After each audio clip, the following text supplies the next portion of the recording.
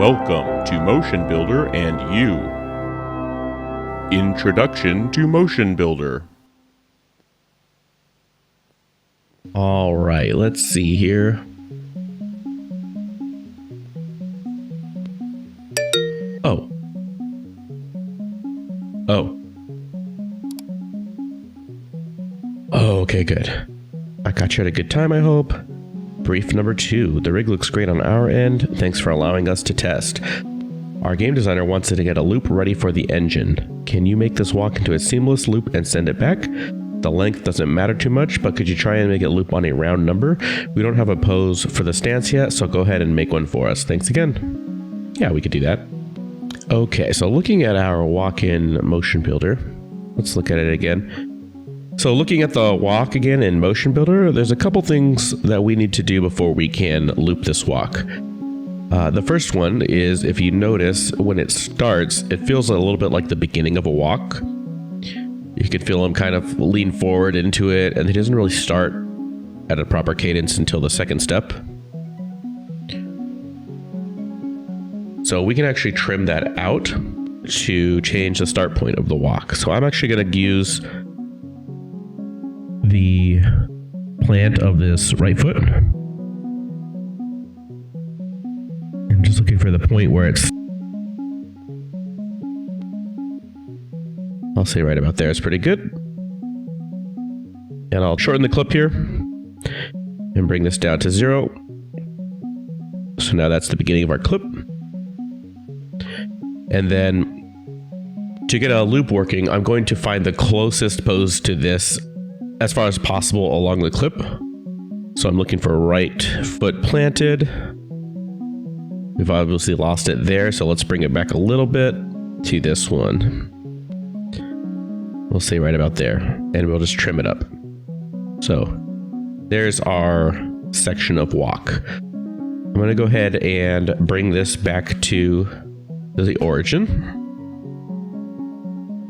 Because if you'll notice, the clip, the center of this clip is wherever the beginning of the clip is. So if I extend it out, you can see it moves back. So if we make an adjustment to the length, then we need to make sure to reposition the clip. Well, let's check this out here. I'm going to shorten this to 99 frames. Actually, they did ask to make this a round number as part of the requirements, so I'm going to go ahead and do that now. If you come over to this in story mode, select the clip and come over to this button here that looks like a reverse arrow and click on it, you'll see it changes to this blue cube. And now we can actually scale the clip. And the closest round number here is going to be 100. So let's just bring it up to 100 so we have a nice 100 frame walk. And now I am going to go to my front orthographic view, Control F. And I can just see how this scrubs through. And you'll notice there's a little bit of funkiness happening beneath. That's just a result of needing to bake the clip down. So before I scale it, I'm going to go to 99 frames just so we have this. Yeah, that's nothing flipping there. I'm going to go ahead and, in the character controls, select full body mode. Click on the gray here to select everything in the rig. And then you can go to this blue arrow here and do plot to control rig. You can check your settings. Usually this is going to be fine by default. Yeah, and just there you go. Now it's plotted down. I'm going to delete this clip. And then I'm going to right click over there and insert current take. And so now we still have this clip here, but it's been baked down to the character. And now when we scale it, we shouldn't have any weird interpolations. Come back to the front view, Control F. There we go, nice and smooth. And we can see if I click here to keep it looping, it's honestly pretty close already because we did a lot of the work by just finding a common pose to loop it on. It's already going pretty well. However, that's not going to be a perfect loop. If we go to the first frame and the last frame, we can see there's quite a bit of difference there.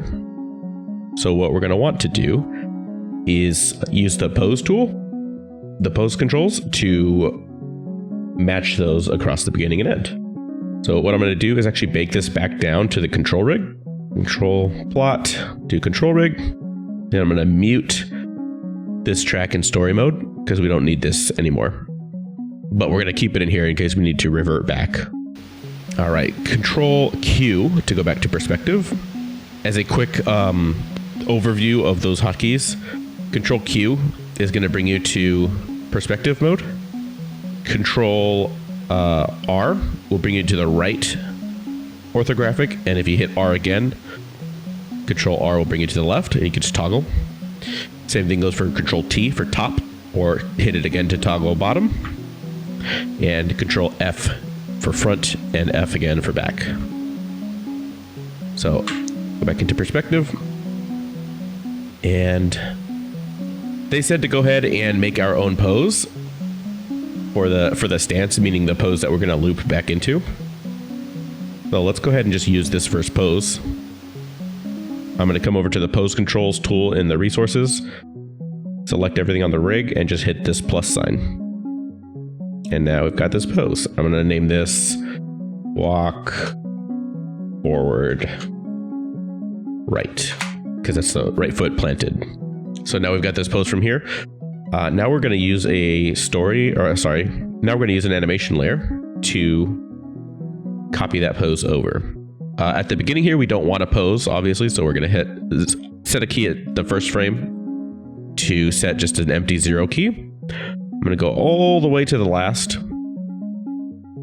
And then if you double click on this pose, you can see that his pose adjusted, and it should be matching. If we look from here to here, yeah, it looks pretty good. If we just hit play, then we can see it looks like it should be looping, but it doesn't.